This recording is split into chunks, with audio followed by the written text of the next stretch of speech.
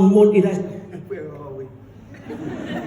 unwanted adolescence, 0-hour contract dependence, manic souls in numbers, countless, jobless, hopeless, helpless, houseless, downtrodden, disrespected, used, abused, burnt out, rejected. Spectres in a ghostly play, many from a bygone day occasionally catch the eye of other people passing by. Some stay silent, others talk most, but very rarely walk beyond the confines of the spot where day and night they spend their lot. I passed them as I walked along, reminded of an 80s song, one indignantly composed that told of nightclubs being closed. Walking home, empty-handed, haunted thoughts occurred, expanded, led me to a different time before smartphones and Amazon Prime, and finally, a lamentation, a tribute, a dedication to traders on the high street in empty stores that can't compete. This town is a wilting flower, Weatherspoons, Paddy Power, Audi and Lidl are doing fine, everything else is in decline. This town is one of recession, debt, redundancy, depression, future prospects in a mess, homeless damsels in distress, empty husbands, empty wives, empty pockets, empty lives, food banks running out of food, DWP staff being rude. This town is a dying show, a sale where everything must go, selling costing lesser still with no one paid to work a till, online trading on the sheet, shops forever put to sleep, metal shutters staying down. This town is coming like a ghost town.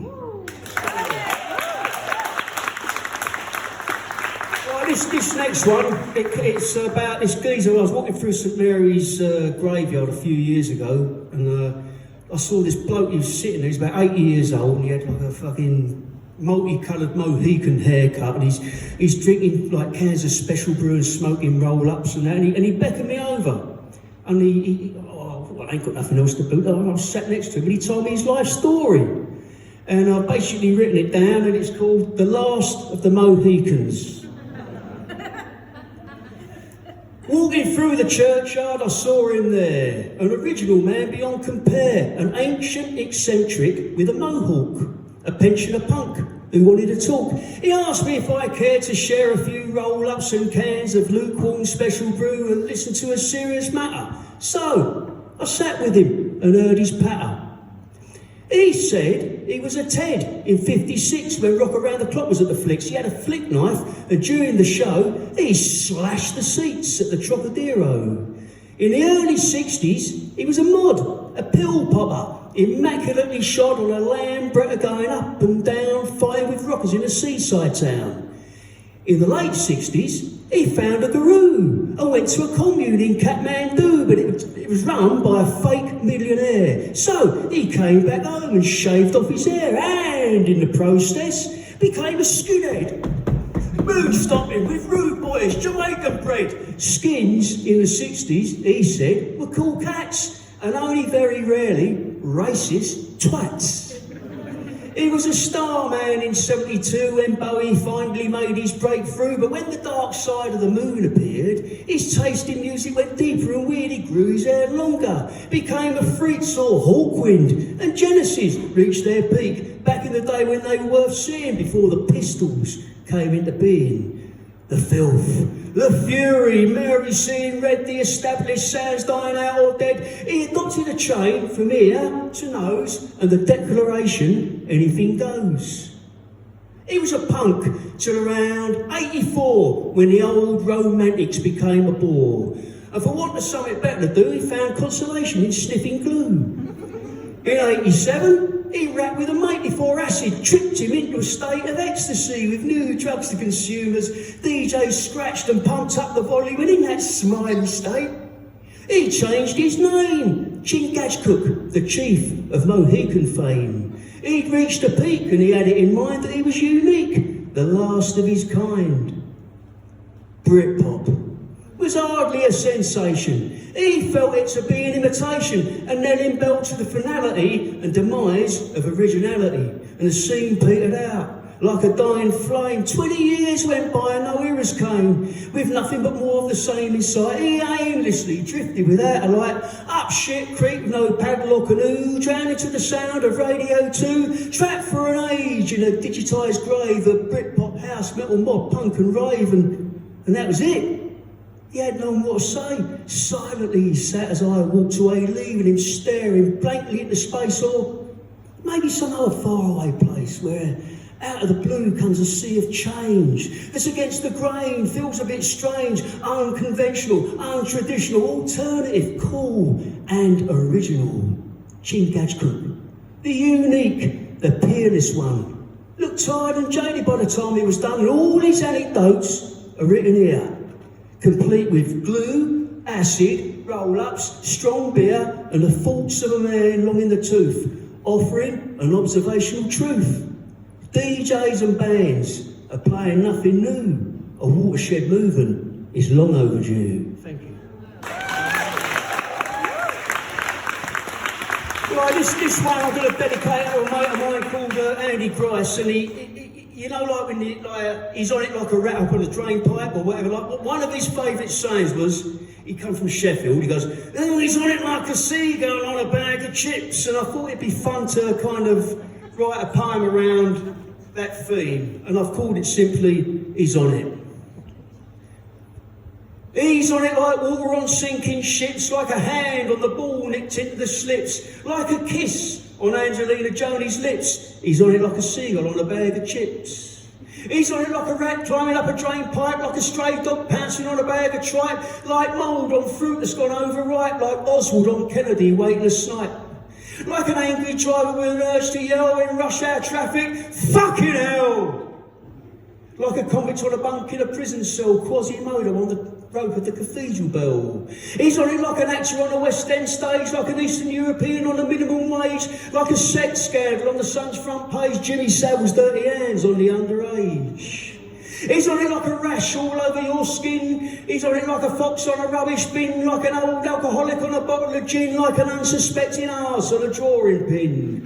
He's on it like a pisshead on a doner kebab. He's on it like a finger on a dried up scab, like a hand on a Rolex on a smash and grab, like a nightclubber running through a taxi cab. He's on it like a cugged on a big white line, Keith Floyd on a bottle of French red line, like Diana on the trail of another landmine, like a picnic on the beach on the weather's fine. He's on it like a kitten on a ball of string. He's on it like a wedding guest on a chicken wing, like a wannabe singer who really can't sing. He's on the karaoke singing everything, like an England captain on his best friend's wife, like a psycho in a fight with a carving knife, like a man on a peel in solitary strife, on suicide watch sent down for life, like a fire torpedo on an enemy fleet, like a newborn baby on a mother's teat, like a man with diarrhea on a toilet seat. He's on it like a lion on a piece of meat. He's on it like a spy on a document that's marked top secret by the government, like Guy Fawkes underneath Parliament with a highly explosive implement. He's on it like a gossip on a juicy towel, like a 70s pop star on a young female, like a bird in a garden on bread gone stale, like a member of Canberra on a pint of real ale, like the Terra Nova on a frozen shore, like Captain Scott on a mission to explore, like a poet sitting on a muddy floor, writing accounts of the First World War, like a thirsty man on a beer in a fridge, like King Brunel on a design in a bridge, like a broker on a deal with Everidge, like Hillary climbing up a mountain ridge. He's on it like a multi-millionaire son at the Bullingdon Club with his flies undone, burning a £50 note for fun and shagging a pig in front of everyone. He's on it like a bard writing a sonnet. He's on it like shit on a shiny bonnet, like an addict needing more. He falls upon it like a junkie on a score. He's happy when he's on it. Right, this one I'm going to dedicate to Her Majesty the Queen, who everyone knows she sadly died last year, but it's not actually about the Queen, it's about Prince Philip, who died the year before. And it came about when I bumped into this woman. I was out walking the dog, and it's just after he died, and she goes, I met Prince Philip, and he was ever such a nice man. And I thought, oh, so I said, well, did you? I said, well, that's nothing. I said, I phoned up a plumber, and Prince Philip, he came round, he unblocked my toilet. She said, oh, don't talk such rubbish. I said, it ain't fucking rubbish. I said, I've written it down in a poem, and I've called it Philip Fixed My WC. A lady I met out walking one day was eager to tell me an anecdote re Philip, who'd recently passed away, but in truth, her tale was nothing of note. Mine was much more than a royalist thrill. To be brief, the toilet was blocked and I, being lumbered with a limited skill when it comes to repairs and DIY, phoned up a plumber Thereafter appeared a man well past the age of retirement, wearing a Highlander's kilt, and I feared he was lost, so I asked his requirement, to which his reply proclaimed it to be the plumber I'd called, though I'd never guess. As before stated, so ancient was he, his face rather like Prince Philip's no less, and after he told me his name was Phil, I would have died if surprises could kill. Tell me the way to your WC, said he, with an accent fair upper class, and as he went up I offered him tea, to which he replied, "No, thank you, I'll pass. I can't stand the stuff, no coffee I'll take." And so for Phil, I had coffee prepared, a couple of ticks it took me to make, and as I was pouring it, he declared, "I've cleared the blockage. Not overly large, it really was quite a minor repair, and I feel inclined to waive the charge. A hot beverage seems perfectly fair." I offered him cash, but he insisted, "I've plenty of money, much more than you, please, don't persist, my arm won't be twisted." The coffee he drank thus taken as due, he bade me farewell, saying, "Mum's the word," and left me perplexed at what had occurred. "Oh, you're pulling my leg, sir," the lady said. "Philip would never have done such a thing." And as she became quite angrily red, I told her of William, our future king, attentively waiting behind the wheel of a Land Rover to take his man back. And I must confess, it gave me a thrill when Wills, as Phil, with an audible crack, hoisted himself in the car, said, "Hello, bravo, tally-ho, cheerio, goodbye." And as he drove off, there was a great show of waving flags and the forces by, a rousing rendition of "God Save the Queen," drowned out the jets of the neighbourhood, sang with patriotism, joy for the king, and I fancied as my alarm bell rang, if ever a dream turned out to be true, the Windsors would make a great plumbing crew. Right, this one's a family-friendly version of He's on it, and it's called He's Not All There, and I'm going to dedicate it to Mary Ann because it's the first poem that I ever read to her when I met her at the Three Wise Monkeys. So it's all dedicated to Mary Ann. He's not all there. He's one ride short of Alton Towers, a daffodil gone from a bunch of flowers, a Marvel film looking lacking superpowers, a banana pulled from a bunch. He's an angel short of a biker gang, a Nosferatu missing a fang, a Spanish guitar without a twang, a snack gone from a packed lunch. He's a custom short of border control, a non-event around a black hole, a decathlon without a voting poll, a fox sound short of a hunt. He's a troll away from a Twitter ban, a bristle short of a desperate Dan, a cornet gone from an ice cream van. He's one bit short of a punt.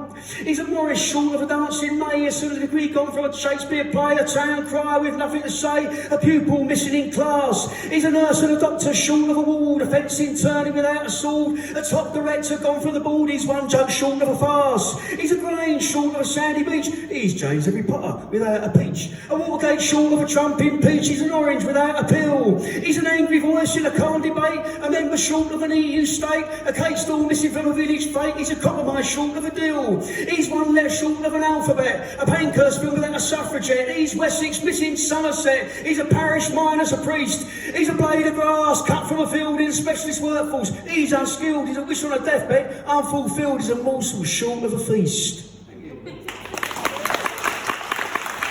Well, this is my last one, and basically, I went to the doctors pre-COVID, and when you could turn up at the doctors at 8 o'clock, and there's like a fucking great queue outside the doctor's surgery. There's hundreds and hundreds of people, and I just imagine this queue stretching ever onwards all around the town because it was the last GP in town, basically. And then it went from that to the last GP in the country, and it just went. The queue went all around the country. And I've called the poem Queue. Outside the surgery of the last GP in town, people with sleeping bags were sitting on the ground, eating bacon sandwiches, drinking mugs of tea. One grabbed me by the entrance and screamed impatiently, "Get to the back of the queue, mate. We've been here all night. Get to the back of the queue, you mug, unless you want to fight. Who the hell do you think you are? You taking a piss? Get to the back of the queue, you. I'm having none of this." His ranting and his raving was more than I could bear, and he was supported by a dozen others there. So I turned and walked away. There was nothing I could do but wait and stand in line at the back end of the queue. Daylight turned to dust, dust turned into night. The queue stretched ever onwards without an end in sight. I sat down on the pavement, collapsing in a heap, and an old lady said to me as I fell asleep, "Get to the back of the queue. Come on, you're sitting in my spot. Get to the back of the queue, young man. I'm desperate and you're not. I need a new prescription. I'm older than you by far. Get to the back of the queue, you. Who do you think you are?"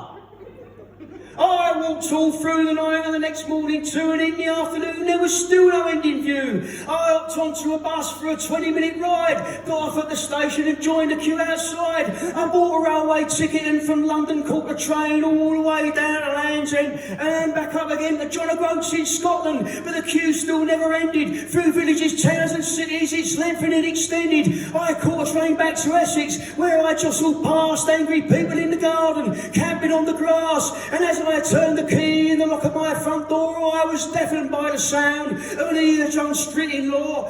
"Get to the back of the queue, pal. Stop trying to push in front. Get to the back of the queue, son, you selfish Jerry Hunt. I'm sick of people pushing in. It ought to be a crime. Get to the back of the queue, you. I've told you one last time."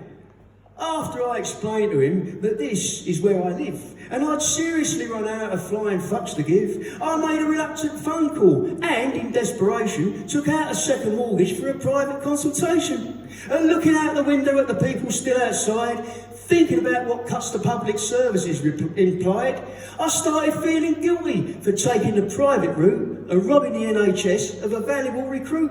I picked up the phone again with guilt still in my head, cancelled the consultation, got undressed, went to bed and fell asleep and dreamed of wandering up and down a never-ending queue to see the last GP in town. And if there's a conclusion, I don't know what it is, but leaving open-ended would be very much remiss. So, by way of a denouement, here's my advice to you. If you want to see the last GP, join the fucking queue. Thank you.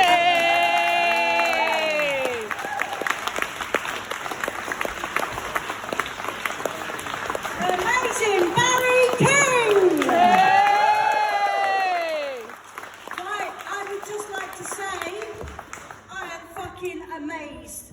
What an awesome night. What an awesome turnout.